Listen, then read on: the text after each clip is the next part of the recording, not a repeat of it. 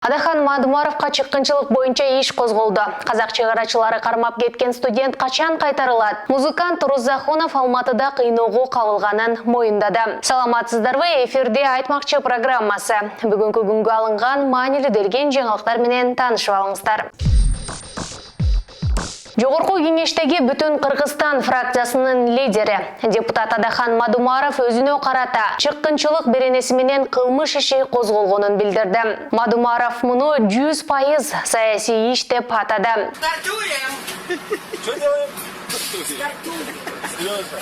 Депутатты жоопко тартууга макулдук берүү маселесин кароо үчүн депутаттык комиссия түзүлдү. Анын алдында башкы прокуратура ушундай өтүнүч менен кайрылганы белгилүү болгон жана буга байланыштуу тармактык комитет чукул жыйынга чогулган. Жыйында айрым депутаттар башкы прокурор Курманкул Зулушевдин келишин талап кылышты жана башкы көзөмөлдөөчү органдын өтүнүчүн сынга алышты. Мадумаров 2009-жылы Коопсуздук кеңешинин катчысы болуп турган кезде кол койгон Кыргыз-Тажик чек-арасы тууралуу протоколго байланыштуу 14 январдан тарта күбө катары бир нече жолу сурак берген. Депутат муну бийликтин басымы катары баалаган.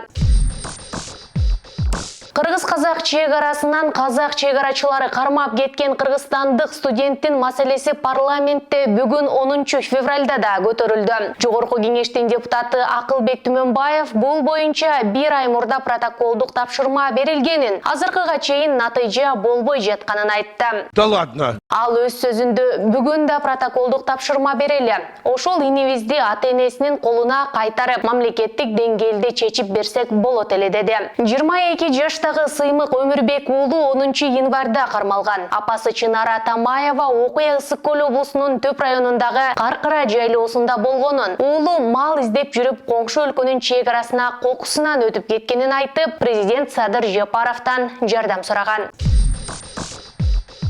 Кыргызстандык музыкант Викрам Рузахонов Алматыда кармалганда ага карата күч колдонулганын билдирди. Ал окуя кандайча болгонун өзүнүн Instagram баракчасына жарыялаган. Анын жазганына караганда Рузахонов журналисттерге мындай маалыматка эч ким ишенбей турганын айткан. Эч себепсиз кармалган жүздөгөн бейгүнөө адамдардын ичинен так мени тандап алган кишиге рахмат айтам. Ал сценарийди жаттатып камерага айтууга мажбурлаган. Дарыгерлердин баамы боюнча мага аз эле калган. Себеби сынган кабыргалар өпкөнү жабыркатып койгон. Жүрөктү алсыратуу үчүн дагы 2 сокко жетиштүү болмок деди. Рузахонов видео чыккандан кийин аны элдин баары таанып, резонанс жаралып, блогерлер, жалпыга маалымдоо каражаттарынын өкүлдөрү жана укук коргоочулар жактап чыкканын билдирди. Музыкант анын мекенине кайтып келишине жардам берген бардык жарандарга жана Кыргыз Республикасынын бийлигине ыраазычылык айткан. Казакстандын укук коргоочуларынын бири дагы менин ким экенимди текшерген жок. Сурак учурунда дагы кыйнап жатканда дагы белгилүү музыкант экенимди,